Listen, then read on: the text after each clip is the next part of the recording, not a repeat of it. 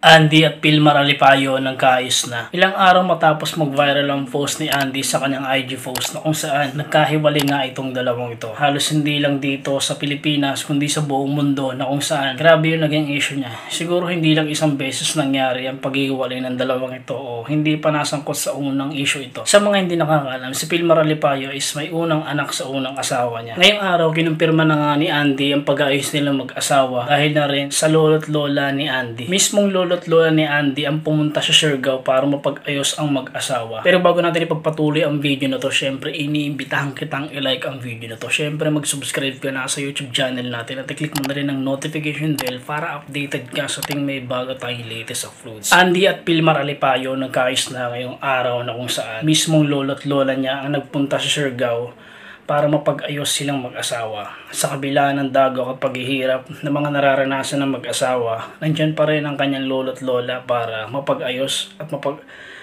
may pag-isa ang kanilang pagsasama. Kasi kawawa naman ang mga bata, sobrang lilit pa nila para maghiwalay ang kanilang mga magulang. Mismo si Andy ang nagsundo sa airport para mapag-ayos at makapag-banding ang kanilang mga apo sa tuhod. Grabe yung banding ng mga maglolo't lola sa kanilang mga apo ni Andy. Okay.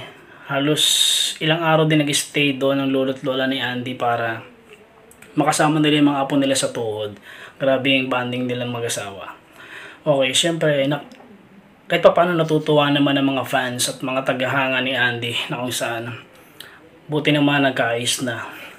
Okay, sa mga hindi nakakakilala kay Andy, si Andy ay isa sa pinakasikat na artista.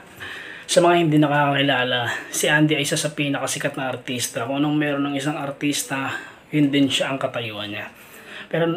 Pero mas pinili niya ang lalaking wala sa industriya ng pag-aartista. Mas pinili niya yun, maging isang normal na tao. Pero syempre hindi naman inaasahan na ang buong akala niya, yung lalaking mapapang-asawa niya is panghabang buhay na. Siyempre sa mag-asawa, hindi naman maiwasan yung magkaroon ng problema o dagok sa buhay o pagdatalo. Natural na yun sa mag-asawa.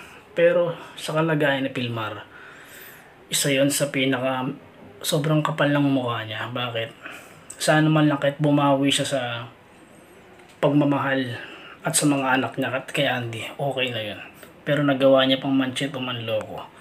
Ayun ang mga lumabas sa mga post at nag-viral nung time na lumabas yung post ni Andy sa kanyang IG. Kung saan iba-iba na yung mga gumagamit, iba-iba na yung mga nagpo-post na nagloko yung lalaki, nag-chat pa yung lalaki, halos dumami yung basher, halos lumabas yun. Grabe yung basher na lumabas sa asawa ni Andy, matindi yun. Pero nilinaw ni Andy na hindi doon ang cheat ang asawa niya. Kumbaga, sabi nga niya, itong buwan na to, Year of the Snake. Hindi maiwasan yun, syempre. Gusto niya lang ipaalala na bantayan ng inyong mga asawa, lalo't kahit matalik mo pang kaibigan niya, nandyan sila para akasin ang asawa mo. Okay, sa mga tagahanga at sa lahat ng mga fans ni Andy at sa lahat ng mga tagahanga at sa mga fans ni Andy, gusto ko lang sabihin sa inyo na nagkaayos ng mag-asawa. Buti naman at okay na silang dalawa. Sana magtuloy-tuloy na yung pagsasama nilang dalawa. Siyempre hindi naman maiwasan yun. Ang huli kong mensahe dito kay Pilmar, tol, sana maging lalaki ka.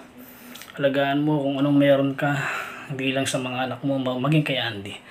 Okay, keep safe sa inyong dalawa na way, sana kayo na talaga. So kung gustuhan mo ang video na to, anong pa hinihintay mo? Like mo na to. Siyempre, mag-subscribe ka na sa YouTube channel natin at i-click mo na rin ang notification bell para updated ka na sa ting may bago tayong latest uploads. Sa mga nanonood sa akin dito, alam ko, hindi ko naman kayo mapipilit, pero sisikapin kong mag-upload ng mga upload para sa mga totoong balita na kumakalat sa social media. Hindi ito fake news.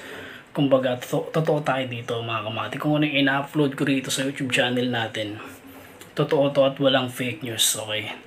Sa mga basher at mga nanonood sa akin, okay lang kung nanonood kayo sa akin at hindi kayo nagsusubscribe, okay lang yan.